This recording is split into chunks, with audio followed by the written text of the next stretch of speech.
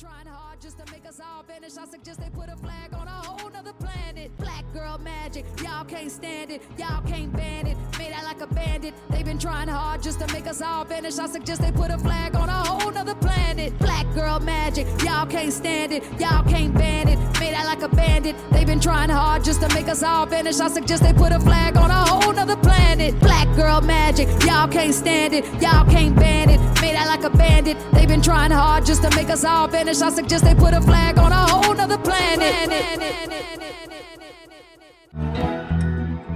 I'm Leo Sunfire. And I'm Dr. Love. Welcome to the Black Portal Power, where we center the Black experience. Open your mind, For your soul. for the portal is open.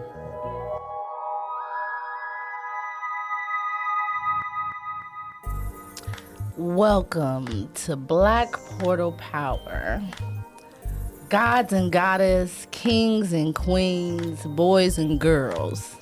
Are you ready for the show? Well, I hope so. I hope everybody is ready because we got a doozy to cover today, and I'm excited about this topic. I think it's one we don't talk about enough, and it's interwoven in, pretty much everything. So, so I'm excited to get into this one today. What's this one gonna be about, sis? Cultural appropriation. And I want to talk about it. So much of the times that I hear people discussing this topic, they talk about it just within the realm of, sports or sort of celebrity, cultural appropriation. But I want to talk about it in a broad way. You know me, right? Like I don't want to treat this like this isn't something that is, very sort of built into the fabric of our society. And I want to talk about it from the sense of, we think of it almost, I guess if you, depending on your interpretation of the term, you think of it like, oh, well, that's just someone paying homage to a particular culture or a group. But I want to talk about it and how it allows for violence against that group. So if you will indulge me, Leo, you know me. Yes, Let me Dr. put my Love. brainiac kind of head on. I want you to put your thinking cap on today. And let's define it, right? So we're gonna go with the baseline kind of definition of cultural appropriation. It is the unacknowledged, right? And so I'm emphasizing unacknowledged, right? Or inappropriate adoption of the practices, customs, and aesthetics of one social or ethnic group by members of another, typically dominant group within society. So now that we've laid that out, we've done that part of it. Let's talk about cultural appropriation and the ways in which it happens in our society. Okay, so for me, or how I'm gonna approach it is, it's been going on for centuries with our people. Actually, since long before that, but that's history 101. But we're gonna get into it from American perspective. There's a woman named Sarah Bartman. Have you ever heard of her? Yes. Yeah, okay. She was revered, hated, and studied, all for having a big booty. Yes. Which ultimately led to her scientific study and display of her body in museums and in zoos and circuses. Absolutely. First World Fair, all of it. The whole premise of her having a big behind or big butt is what caused envy with white women. So they started to design clothing to emulate the visual effect of her body, which led to the petticoat. They made layers and layers and layers of fabric up under one layer of fabric to give the illusion of having a big buttocks because of a woman and other African descendant women like Sarah Bartman. So that's one perspective of historical cultural appropriation, and that really is much bigger than what I'm giving it. It's because I'm downplaying it because we got so much to cover with it. But I discussed the dress, the clothing in that way to give you an idea or put out there an idea of why cultural appropriation has been such a thing for especially white women towards black women. But we have to take our own responsibility of what we've done too. But I'm gonna let you get into your part of it. Go ahead. I want to pause there because I appreciate that education, right? Okay. And putting it in I think one of the problems that happens all the time when we're talking about a situation like this, we can talk about it in the contemporary and forget its historical context and why Sarah Barton is so important to this discussion. Dare I say that there is no other group more culturally appropriated than black women. Absolutely. Right? I'm just going to say that. I'm going to put that out there. And that is certainly open for disagreement. I mean, we can evidence where this happens with other cultures. We'll talk about, for instance, how this happens with Native Americans and some of my frustrations, even as a football fan, with some of the things that are happening with sports teams and the monikers and practices that they use that are highly offensive to that group. But I want to park here for a minute and talk about, like you said, the importance of Sarah Barton, that, you know, her body being on display, you know, something to be gawked at, and the implication that it had on women all the way through in terms of slavery and colonization and the control and subjugation, right? Again, we think about it in terms of just how that meant emulation of a body and a physique, right? That was envied, to the point where we see the advent of the use of the petticoat to sort of demonstrate or to display or emulate this body type and physique. But this, at the same time, like you pointed out, the division that it caused, in addition to race, sort of the division that it caused between white women and black women, and we can't detach that from then the sexualization of black women by white men, right? Because that's where that envy, that's where the need to adapt this physique and look, even if they can only do it with clothing. But we can talk about the cosmetics, all of these things used, but it's sort of the hatred of us, but also the desire to take and look, to have the visual illusion of what we are and who we are. That was kind of what I wanted to touch on when it comes to our people, black people. It's, you know, our people have been bamboozled, that we were taught to hate our natural beauty. The very thing that made colonizers envy us, we hate within ourselves, or hated within ourselves. There were a lot of fair-skinned brothers and sisters that were passing and what was taught to get ahead. But of course, the edge that was given unto them was kind of used for their own little selfish or agendas, where they kind of used it for their uplifting and forgot about what they were supposed to do with it for the other people that weren't as fair-skinned as they were.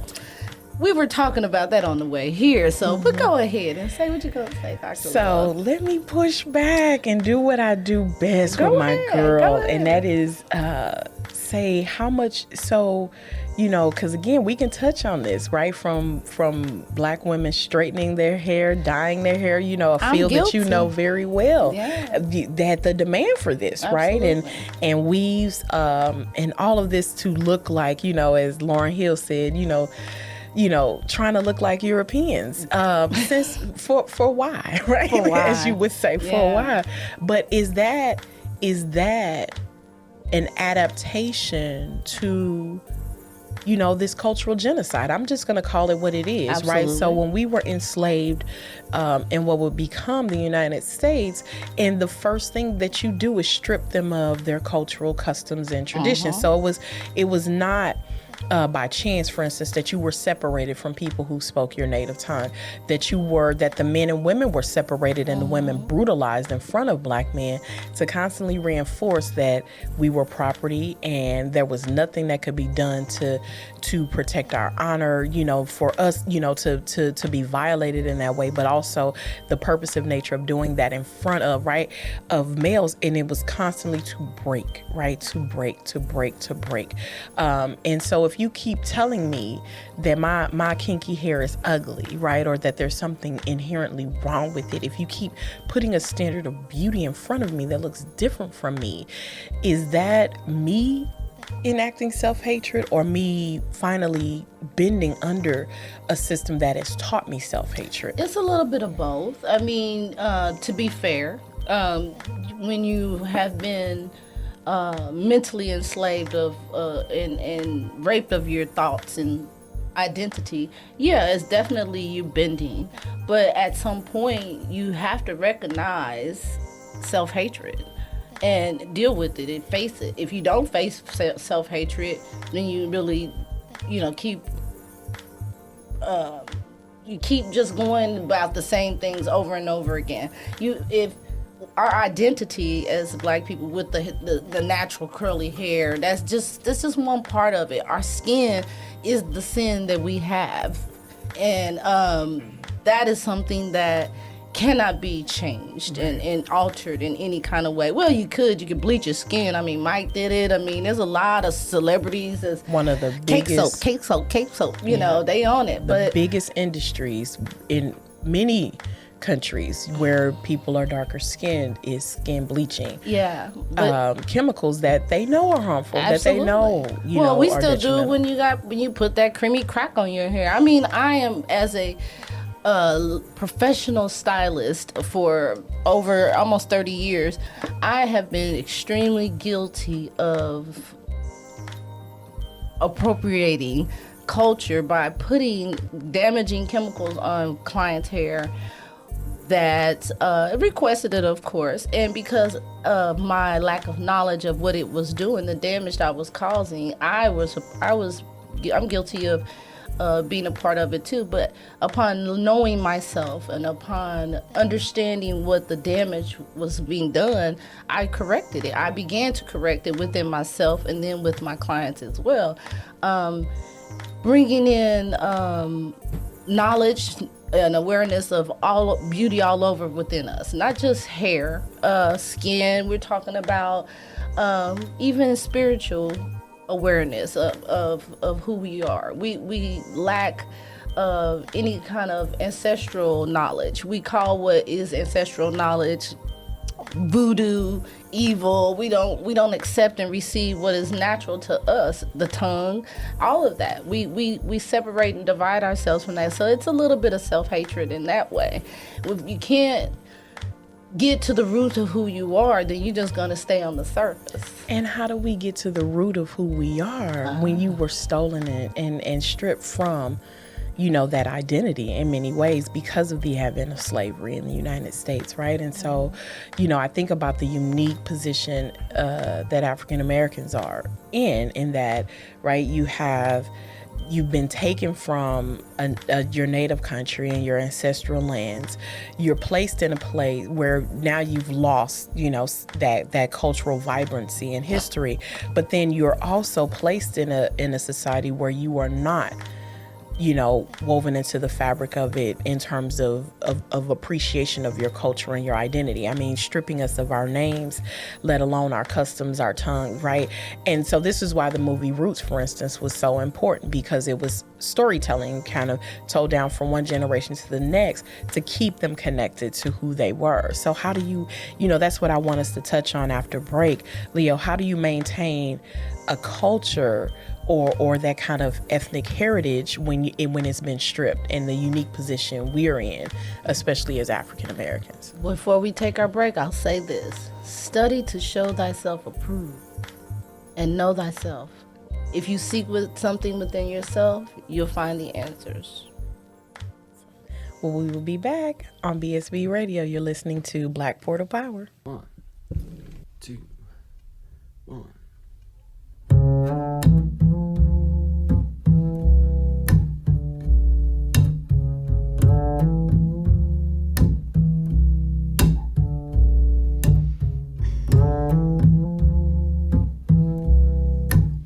Every day I pray for mankind. We're all slaves to a generation socialized, and sickness is in the mind. We are habitual thinkers, substance abusers, and habitual drinkers. But free your mind, because the plug is watching from the top floor, hoping you too will fall for the illusions of a temporary high, or we think we need to get by. But are we really trying when kids are dying and depression is trending? Are these the signs of an Armageddon? We're all in denial, and it's all cool until you're suicidal. We never learn from our so-called idols, we're just repeating the cycle. So I never read the news anymore. It's hard not to feel hopeless when no one noticed the explosion came from a man whose legal gun was loaded. It's all watered down and sugar-coated. We voted, but did we really get to choose? We don't need proof that they separate us from the truth. Mothers and fathers are being separated from their youth, and they're selling the American dream and what it appears to be, but they don't teach us that wealth is unattainable with their currency. History is not my brother's story.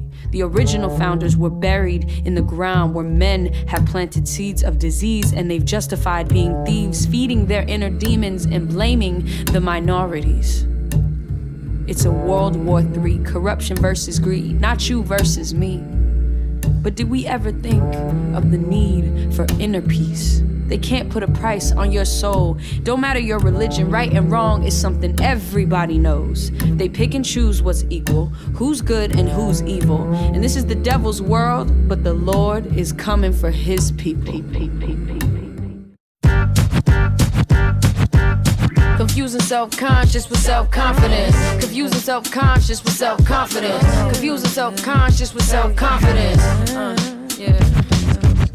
Confusing self-conscious with self-confidence. So you monogamous but body positive. Post pills you swallowing for a following. What he got to offer, he don't see the kids that he fathering. If you won't bother then, why you respond to them? Careful where you plant them seeds before you water them. Say you empower women, but don't acknowledge them. Feminism, not what you embodying. You false hope, you false positive. But eat your fruit and drink your water then. I don't click up, I don't click up. Nah, I don't click up, I don't click up. That's why I don't click up, I don't click up. Hey, I don't click up. I don't click up, cause y'all kiss up, rep your set, then y'all switch up and don't pick up. But real friends don't ask for favors. Say you betrayed like you supposed to pay them. Cop the White House like you supposed to save them. Ungrateful, wonder how I Kanye them. It's pressure to be an icon, baby. Stressing to be an icon lately, but a lost soul can't lead the people. No, a lost soul can't lead the people. No, a lost soul can't lead the people. A lost soul can't lead the people. Confusing the celebrity with your integrity. You drink a Hennessy for your therapy. Can't get no peace of mind, can't get no serenity. But the public ain't the enemy, it's the enemy. So, what you gonna leave with your legacy? It's like we don't believe in longevity. I was overseas, it seems that we the only people with dreams of material things. Confusing self-conscious with self-confidence. Confusing self-conscious with self-confidence. Confusing self-conscious with self-confidence. We lying to ourselves, that's what the problem is. No, so can't lead the people. No, so can't lead the people. No, so can't lead the people. Yeah, yeah, yeah. Oh, yeah, yeah, yeah, yeah.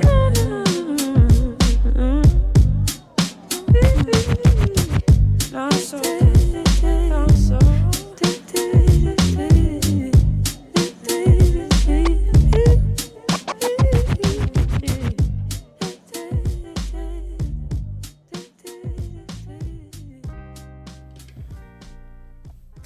So, Leo, you were saying, before break, really what this boils down to is know thyself. And I think about, again, the difficulty of that in terms of knowing thyself. I know that my last name, for instance, is likely tied to some slaveholder's last name or derivative thereof, right? Because that's where our last names came from, unlike, in other cultures, be it white ethnics, Asian, right? That they are able then to trace their families based on that last name.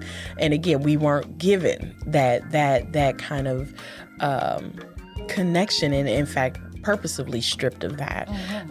And so, I think about like the importance of like what, Dr. Henry Louis Gates was doing with doing this from a, let's trace family trees and use official data from census data to public records to try to trace these families back, but then also how you can parallel that with the use of DNA to trace back people's ancestral backgrounds. But I wonder how much of that is really helping us to be informed about who we are and what we are, and that we still live in a society that at the end of the day is going to classify us across these racial categories. So for me, like, I was saying this the other day during a discussion on this topic of race. I remember when I'm Black and I'm Proud with James Brown came out, and James Brown went from the processed hair to the afro, but this appreciation and this celebration of who we are, and what we are. One of the first books I bought my daughter purposively was Happy to Be Nappy, right? But books that were not available when I was growing up, images that I did not see of dark-skinned girls and I don't want to, I want to touch on what you talked about before too, in this light-skinned, dark-skinned divide. I'm gonna push back and say I don't know that they had it better up in the big house, right? They was just closer for Massa and Massa's sons them to rape. You know what I mean? I mean, slavery is slavery. I don't care what it looks like. I mean, you could be in the cage or you could be outside of the cage. As long as you're in bondage, it doesn't matter. It doesn't matter. It's mentally anyway. Well, the thing with I don't want to do the light skin, dark skin thing because we all are of skin, the same skin, the copper color skin. We're all within that spectrum. I'm only touching on it because the fair skinned individuals were given a little bit more advantage than the darker. I mean, even going back into what we were taught about slavery, being in the big house or in the field. I mean, some of them even chose to be out in the field and they were fair-skinned because they were so disgusted by being in the house with massa, and still being in bondage. So that the light skin, dark skin is what has continuously divided us as a people. I don't want to do that right there, because that is part of cultural appropriation, but not the gist of it, And that it does have bearings, right, in terms of how it has, produced in our minds who's smart and who's not. Absolutely. And we can't talk about systemic racism and not the impact that it's had on within group racism and biases, right? This preference for lighter skin, period, in our society. Whether you're taking an implicit bias test, which all of us can do, and you'll see even among people of color, Black people, this preference for white is so entrenched in our cognitive processing of what's dangerous and what's not, what's acceptable and what's not. And so, from the paper bag skin test, all the way through, the damage that it has done to us in terms of further eroding us of our culture, but then also being admired and even stripped, by European Americans, but then the devaluation of us and the killing of Black bodies, right? Again, I said at the onset that I challenge anyone, to prove me wrong that Black women are probably one of the most culturally appropriated groups. Absolutely. The Black culture, but especially Black women.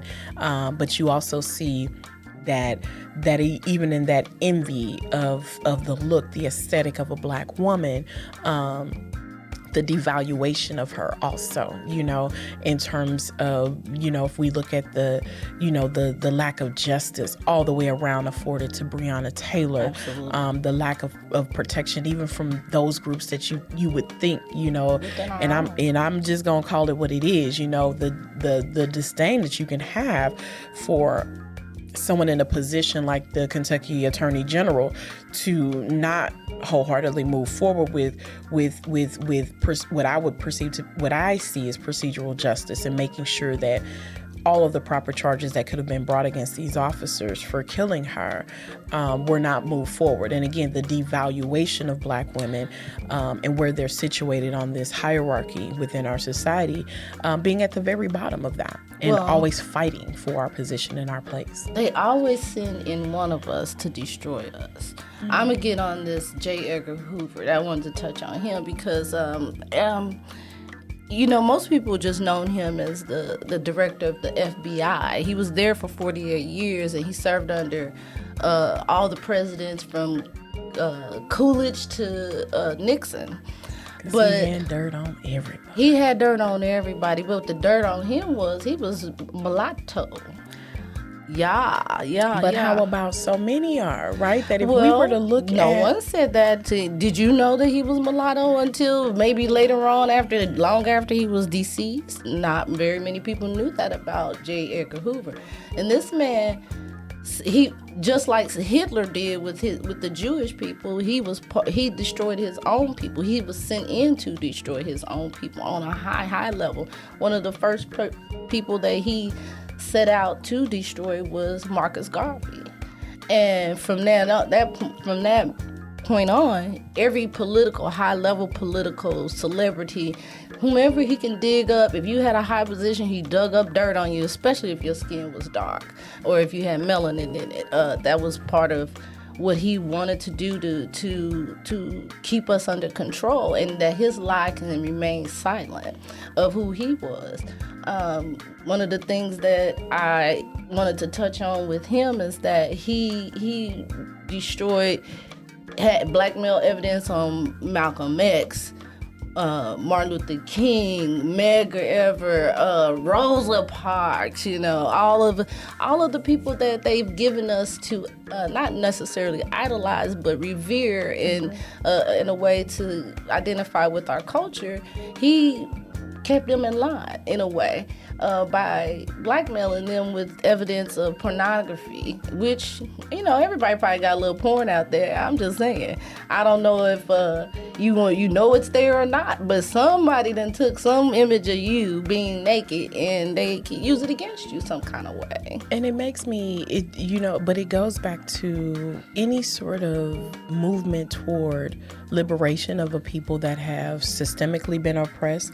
We see that at its height when there's threat that they might actually achieve some level of equality. And again, it goes back to the censoring of whiteness and what we deem to be white. And so you brought up J. Edgar Hoover's ethnicity, but again, back before racial categories, we were known by our ethnic background and this creation of white. Even some groups that we deem to be white now were not always deemed to be white.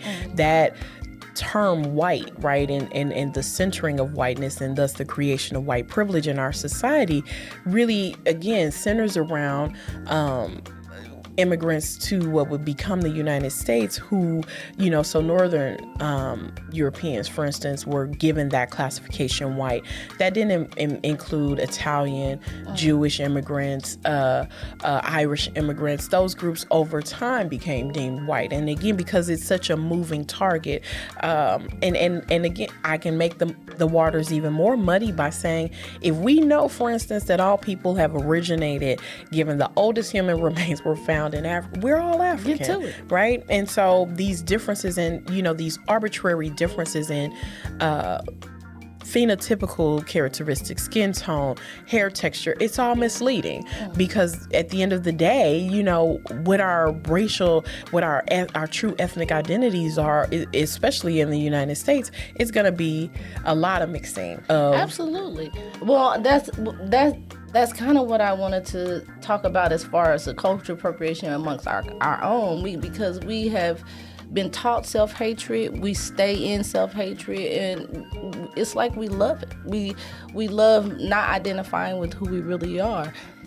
As of like the last maybe 10, 15 years, you see people changing that and wanting to understand who they are, not just, like I said, physically, but emotionally and spiritually as well. I mean, when you get down to, you strip yourself of what you were taught and give to what needs to be learned, then you can figure out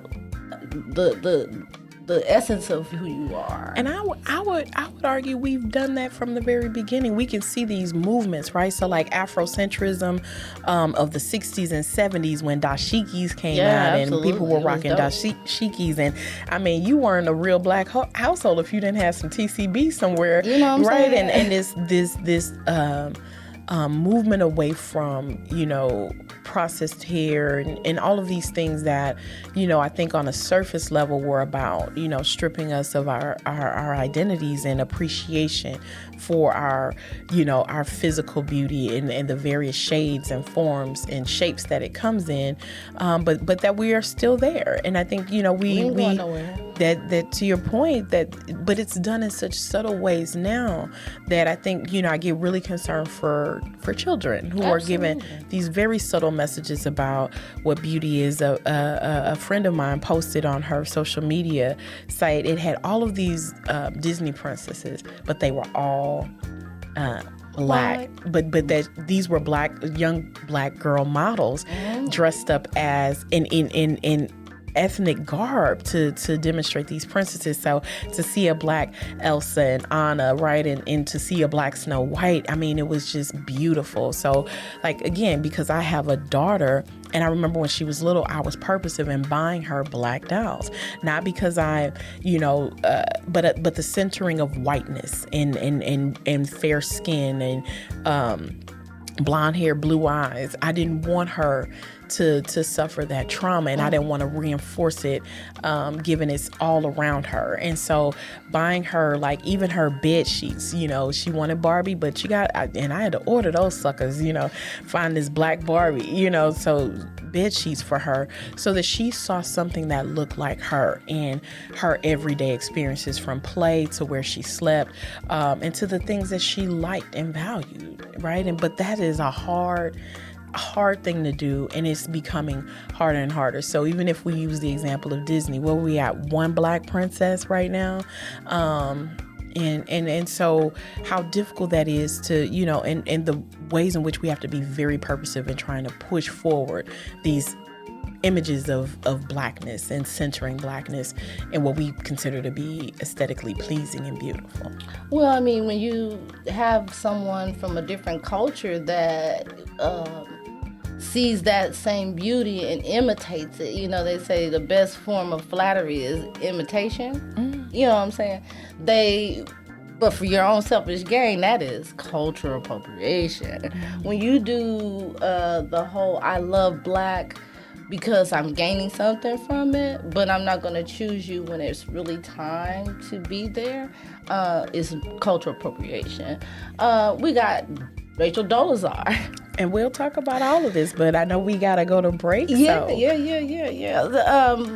Let's get to it. We'll be back. Black Portal Power. The table about to turn. The table about to turn. The table about to turn. Yeah. I've been flipping through my timeline, trying to get my mind right. My city cried out. I got to cool down, but I'm under pressure. Cooking with my Crisco. Look at what my fist go. A renegade when I'm in a rage. I got to cool down, but I'm under pressure. I keep my hands dirty, my mind clean. Got a new agenda with a new dream. I'm kicking out the old regime. Liberation, elevation, education. America, you a lie, but the whole world about to testify. I said the whole world about to testify. And the table's about to turn.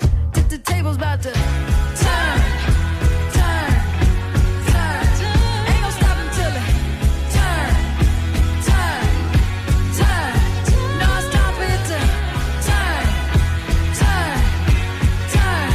We can't wait for it to turn. Yeah, the table got to turn. It's a boomerang booming back. Yeah, you laid an egg, now it's about to hatch. Yeah, your gaslighting about to meet your match. You fuck up the kitchen, then you should do the dishes. Burning down plantations. Ain't no parking, I don't need no validation. I like sage when I'm in a rage. I don't need permission, I got my intuition. Hands dirty, mind clean. A different vision with a new dream. We kicking out the old regime. Liberation, elevation, education. I said America, use a lie, but the whole world about to testify. I said the whole world about to testify. We gon' watch the table. Now we gon' watch the table turn. The table got to. That's right. Turn. It's got to.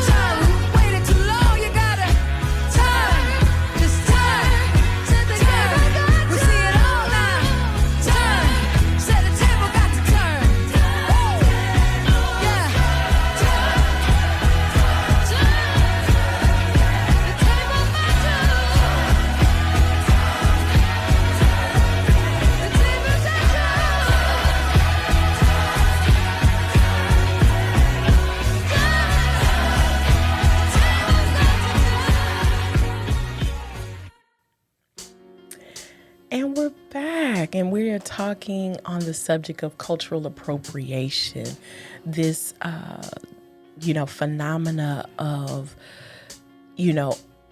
without acts, without even understanding, this stripping away of customs, practices, and even aesthetics of a group by members of another group without permission, again, without even a depth of understanding. This is why I take issue, for instance, with, these disparaging things like, the tomahawk chop at,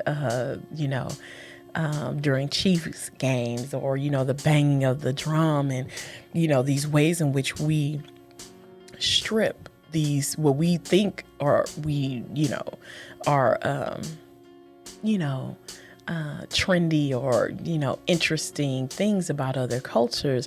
We strip them without understanding those practices, even caring about them or valuing them, understanding how they're a part of the identities of the groups that we strip them from, without thinking about the harm, right? That for me, that is a level of violence in and of itself, that it extends to, or it is an extension of, physical violence, where you can have an officer kneeling on a person's neck while they cry out and plead to no avail for their life and the freedom to breathe, something that none of us should take for granted, regardless of what. We shouldn't have our lives be taken, but the devaluation and the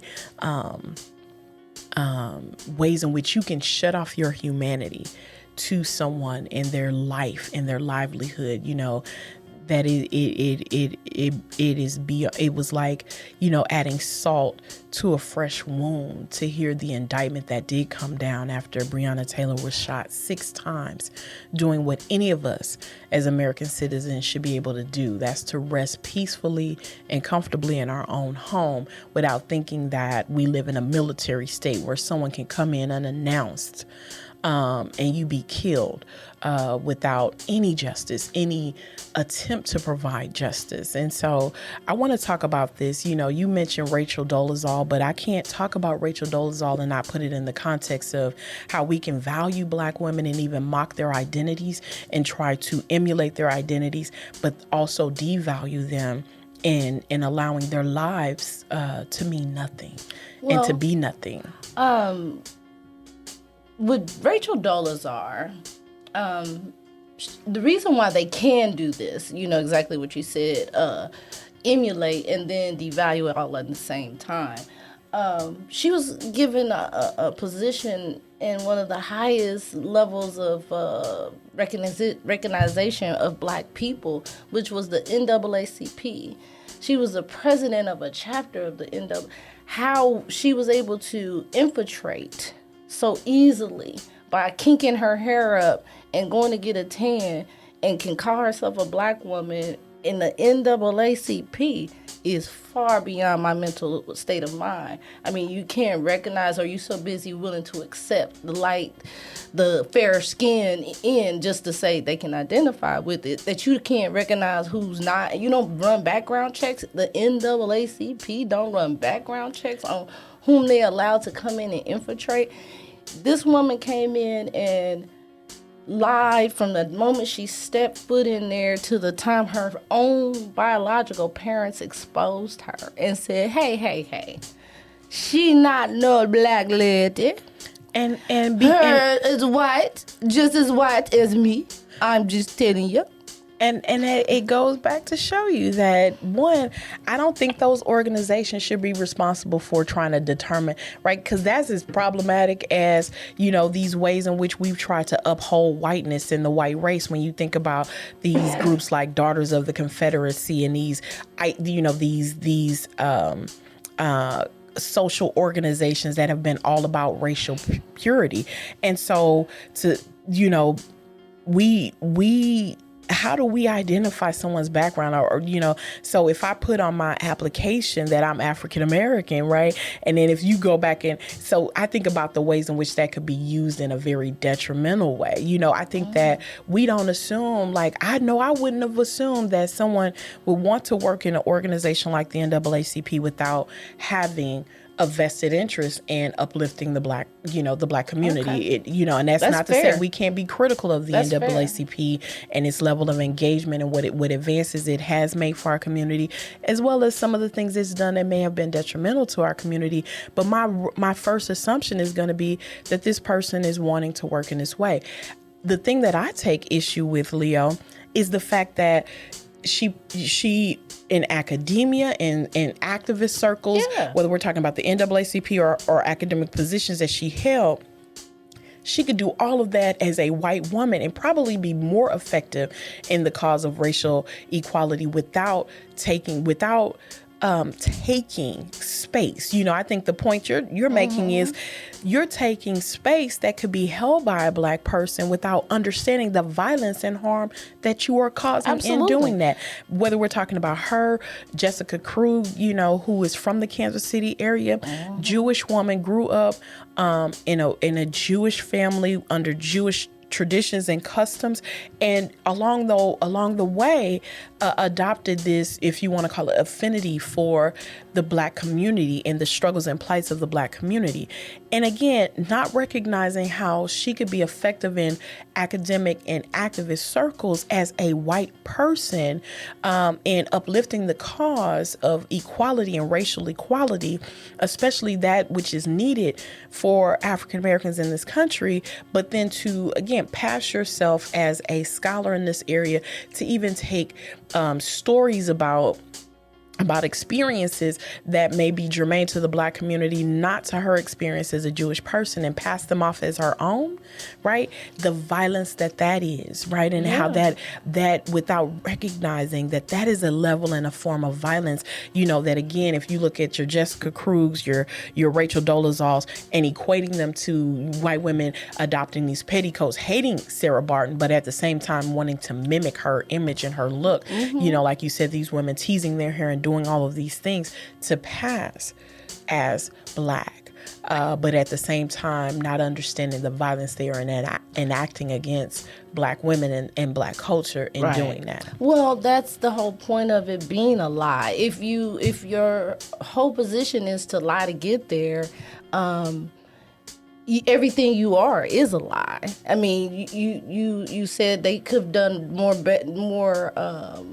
They would have had more power coming in doing these same things as a white person representing herself, because it shows solidarity, unity amongst people is the reason why she didn't do it, because that means that she would have had to choose a side, which is where it's all getting ready to come to anyway. You even within politics, you got you choosing a side. You have to choose a side. You mentioned early that they didn't. How could they, go in and do background checks or whatever? It's just a background check, sis. I mean, Dr. Love, it's just a background check, no different than any other job that you go apply for. When they run your background, they run your background plus your parents' background, who you're affiliated with, the background. They knew that she was not a black woman. I think she was able to do that because we don't do that kind of extensive, like, unless you're applying for, like, I didn't have to put like my family lineage on any applications. You don't have to. They'll run it for you. It's no different than anything else you apply for. If you put your name down, they connect you with whomever you are affiliated with, whether it's a family member or a friend. If your name pops up with that person, probably more than once, they're going to run their information just as well. And that's just anything. But you're talking about high levels of education, professors. We're talking about university level of education that they were allowed to go in and lie to, deceive the community to get there. Why did they need to do that? That whatever reason they chose to do it was a lie from the very beginning, which means everything you do from there is a lie. It's a lie, and the harm that it caused. Absolutely. And you doing it in this fashion and in this way, and not recognizing, that you have and it makes me look at them like, so you can run back to whiteness and the privileges afforded to you as a white person when you are duplicitous duplicitous in that way. Absolutely. Right? And so then again, your whole motive and your ulterior motives then come into question for me, you know, in terms of, you know, this idea of not understanding, you know, that it's powerful when white scholars critique white privilege and whiteness in our society. This is why the works of people like Tim Wise, Robin DiAngelo, Peggy McIntosh are so important to this, and talking about ways in which, again, you can enact violence against the very cultures that you mimic and appropriate from all the time, and the ways in which we are complicit in it as people of color. You know, when I think about, you know, prior to him being ridiculed, as well as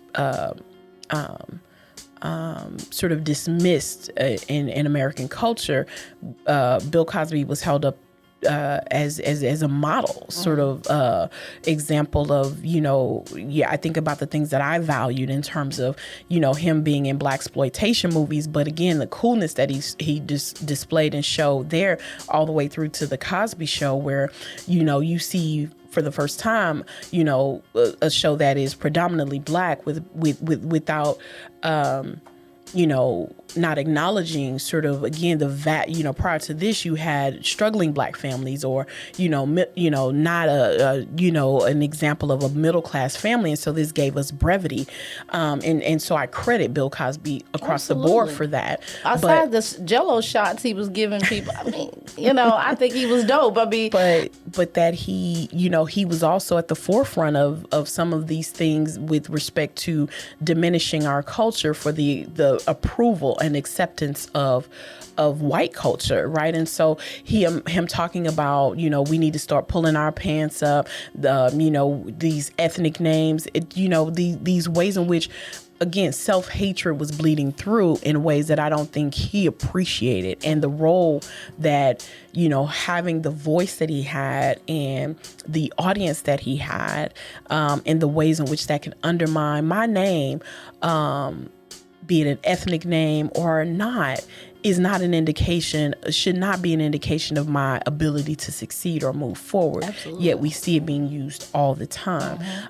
You know, not until recently, you know, working in academia and higher education, was I comfortable being in front of the classroom with natural hair, right? That these are, even though I never ever thought of diminishing myself or diminishing my blackness prior to, you know, entering into these predominantly white spaces where I was informally always given a message and cues to diminish my blackness, right? And that understanding that demonstrations and shows of blackness are perceived as threatening, Absolutely. right, to the dominant culture. So much so that, again, we're still talking about cases like Breonna Taylor's, like George Floyd's, where we see this put on display time and time again, where we do not value. They hate us because they ain't us. Let's start there. And the whole Breonna Taylor verdict, I was not shocked at all. I even made a social media post expressing that I'm more or less disappointed that our people keep trusting that there's going to be justice for us during these kind of times. I believe personally it was a preview to what's to come. I mean, if it's that easy to run into someone's house, because that was done away with long ago when they were pulling black people out of their homes and executing them, 20s, 30s, 40s. Now it's back. I mean, we got white supremacists on standby, stand down and stand by. I mean, when you can say that nationally and not even blink to what it really meant to everybody that ain't you or is not like you, it's easy for you to execute the plan to keep going in people's houses and executing them while they're asleep at night. There's a preview to this. It's not necessarily, Breonna was just an example in my thoughts and opinions. As sad as it is, because that woman shouldn't have lost her life to be an example for anyone. But why not try it out to see how it's going to go? And then when you can come back with a verdict of not guilty or whatever the verdict was, to say that these men can walk away scot-free and not have any kind of consequence to their action, well, that's a preview to what may come. If we don't figure out within ourselves and our community how to come together to stop all of this from being executed upon us.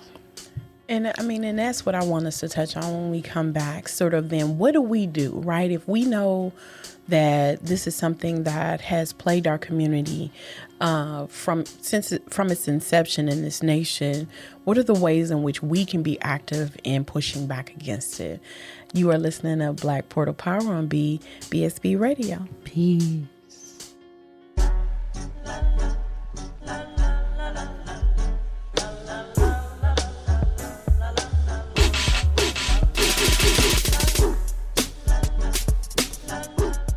Hey yo, it's Wanda Dine. And I'm Asia. And we're the Project B33 show. Tune in Tuesdays at 8 p.m. Central on BSB Radio. Don't forget to tell your moms, your friends, your aunties, your uncles. Tell your baby mama. Yeah. Cause we dropping knowledge on you. Tell everybody you know about the Project B33 show. Yes, sir.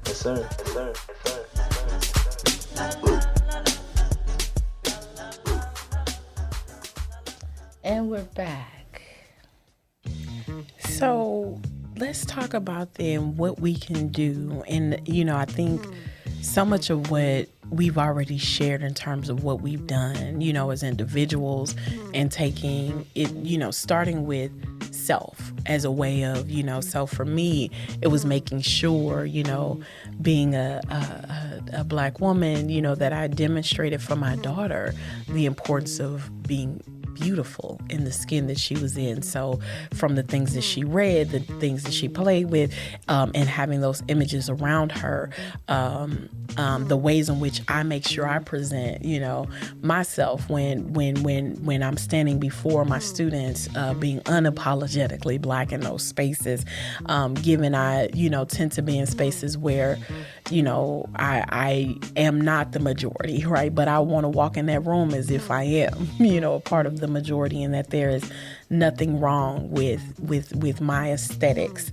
at all. And so I work really hard to lead with that, in understanding the importance of doing that, and creating space. And you were speaking about even in your professional zone of making sure that, you are not perpetuating ideologies that say, this is what beauty looks like. You really force us all to embrace our beauty in the way in which it comes naturally, and to not apologize for that. So what do we do? How do we continue to make sure that Black girl magic isn't just a hashtag or a saying, but what we do in our everyday lived experiences? One of the things that my mother as well, but my dad was very vigilant about doing every single day in my very, very young informative years, was speaking life into me by telling me how beautiful I was every single day. Not just when he felt like it, not when he was happy with me, but just every day. You have to speak life into your children. And the way to do so is just affirmations. It's easy. You can make it something, your own little personal thing that you say every single day to a child. Because a child is like a sponge. They absorb all things that you give to them. Especially you as a parent. They look to you for everything. From nutrition to education, they look to you for everything. And what you give them is what they take on the most. When you send them out into society and they absorb some of that, that's the minimal part of them. What they get the most of is in the very informative years is you, if you're the one that's around feeding and nurturing them. So to start there with our children, every day, affirmations, pouring love into them. touching them, kissing their boo-boos when they fall, you know, and even if you don't want to, you be gross and be like, oh, that's not. Here, put a Band-Aid. Hey, son, it's gonna be all right. It's gonna be all right. But you still nurture and give them love. I mean, love is so powerful that we just minimize it through relationships, but it's so much bigger than that.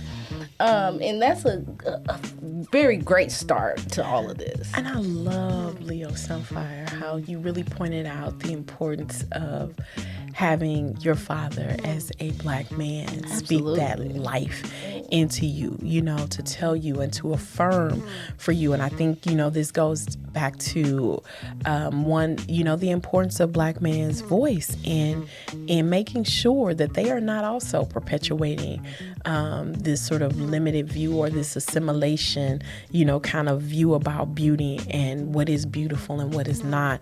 And so the role that our brothers play in making sure that they're affirming black beauty, you know, because I don't think we've ever had a problem with black women being allies and at the forefront of fights for our brother. Never. You know, Angie Stone's, you know, Black song. brother, Yes. strong brother.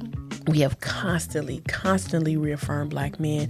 We have constantly been the life form of this world, you know, children, not even always our own, you know, Taking you know, on and caring and nurturing. Caring for and nurturing, right? That there is nothing like a black woman's hug, right? And affirmations. But we need, you know, I was on a panel recently, and this wonderful black woman, Dr. Sparkman Barnes, used a phrase that will stick with me for forever. She said, we don't need, you know, more allies. We need more co-conspirators. What people who are willing to put things on the line. And so she used the example of from her husband, who is her life partner, you know, but that not just as being her husband and covering her and protecting her as a husband would, but even as a brother, you know, as someone who will come alongside and say, you will not disrespect this beautiful black woman, right? That she should have space, and she should have place and voice, you know, just like she's fighting for mine, I'm fighting for hers, right? That you have to be, what are you willing to put on the line in this fight for equality, in this fight for leveling the playing field, and not just leveling it, but also pushing forward those who have been left behind, who have been purposefully blocked from having, you know, that ability to start out the gate with the same force, the same momentum, the same power. And so making sure that we are asking for and demanding those that we uphold. You know, I think there's nothing stronger than a black woman's back, because we've had to carry, you know, so many across the finish line. Who's going to push us across that line? Who's gonna, you know, support us? I think that we know how to own space. I mean, there is nothing like getting a group of black women together. You understand me? It is powerful. But then how do we give voice to that and space for that is not perceived even by our own men as threatening or dangerous? It's not about knocking them off. It's about pushing forward together. A lot of people think it's about submission to a man. It's not about submission. It's about holding his hand and walking side by side with him, being his equal. Not in a way to say I'm as strong as you are. I can carry that big old boulder just like you can, because I can't. I'm gonna be honest with you. You got the muscle power, but I got the brain power to tell you how to lift that shit up. You know what I'm saying? So I'm gonna hold your hand and walk with you versus taking a submissive position to you. That's not what kings and queens do. The king is there because his statute is more profound than the queen, but she's the brains behind the operation. Don't ever get it twisted. And the coldest piece on you know the what I'm saying? chessboard. So you know, we know how to move and groove, you know, but it's most people take a position or a stance and say, well, if a woman doesn't fall behind a man, that she's not being submissive. That's not submission. That's you taking authority over her. Why would you want that? And submission and authority are very different things, Very right? different. That I am strong enough to submit, Absolutely. right? That submission doesn't mean to be weak. It actually means strength. Absolutely. In the presence of other strength, right? And that submission means that I can trust, right? To surrender, to submit in certain ways to you or to something, right? For the greater good of all, not for the benefit of hierarchy and reproducing these inequalities. I love that. I love, again, that same scholar was saying how, strength, we put this moniker of strong Black woman, out there, but without recognizing that strength can also mean vulnerability, right? That strength doesn't mean the lack of or the absence of something, but I can be strong and still have tears, right? I can be strong and still feel weak, right? That strength does not mean the absence of vulnerability, right? That you can still be strong and yet vulnerable. You can be tough and still weak, right? That these things coexist. And I love what you said about the importance of understanding these dynamics of even kings and queens. I remember hearing a rabbi explain, the biblical term help me, right? And he was explaining that word is really in the Hebrew, that help me term is really a military term, right? That means being able to come alongside during periods of war. And so we've treated this idea of womanhood and what that means in the when juxtaposed to masculinity as meaning being subservient, being weak, when actually it means strength and fortitude to power together through together, right? And being able to come alongside someone in combat. And so these things that we absolutely abhor in a dominant culture, in a patriarchal society, especially of Black womanhood and Black femininity, is something to be admired, not to be... With the admiration of Black femininity, we cannot negate the masculinity they have to be a part of this. Me being a Black woman, having a son, I understand it even more than I have ever in my life, because I need him to be that king, that God. I need him to take the position and stand on it and not be torn down by the societal idealism of femininity, feminist taking over. He's a man. He stands as a man. You work as a man. You stand as a man. You always are a man, no matter what. You keep that position, and I have no problem with that. Seeing it in my brothers, I love to actually see my Black brothers, strong brothers. There is no, I know I said that wrong, but I just like to break out in songs sometimes. But yeah, I mean, it's necessary. It is. And my dad used to say this quote, and I keep it with me always. Natural things need no explanation. Why are we changing what was already designed that way? Why undo what was already naturally working perfectly? Yeah. And as a culture of people, we have been taught to minimize our brothers, our Black men, our kings, our gods. We have been taught to, as Black women, make them lesser, which comes off in our society as treating them as if they're not equal or they're not good enough. And, ultimately they run to other cultures to get that feeling of importance. But if you deem, certain things as valuable in the society and as more, worthy and more beautiful, right? And so when we think about everything from lynching to, this sort of hatred, ubiquitous hatred and threat of Black men, it's always centered around protecting or putting on a pedestal white femininity without recognizing the beauty of Black femininity, right? And that submission is very different, that, you know, this being assertive is very different in the ways in which it's valued in our communities. And so I think, you know, it goes back to, you know, I don't think that we can ever question the love that Black women have had for other groups, you know, from Black men to even uplifting white women, uplifting, you know, the LGBTQ community. We know how to be allies. We know how to be nurturers for other groups.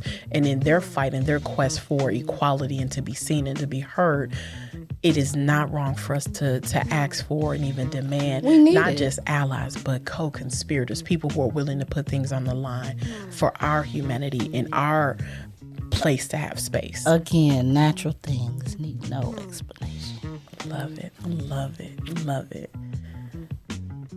Well, that is it for today. We will be back next week to discuss some more juicy topics on Black Portal Power. Open your mind. Free your soul. For the portal is open.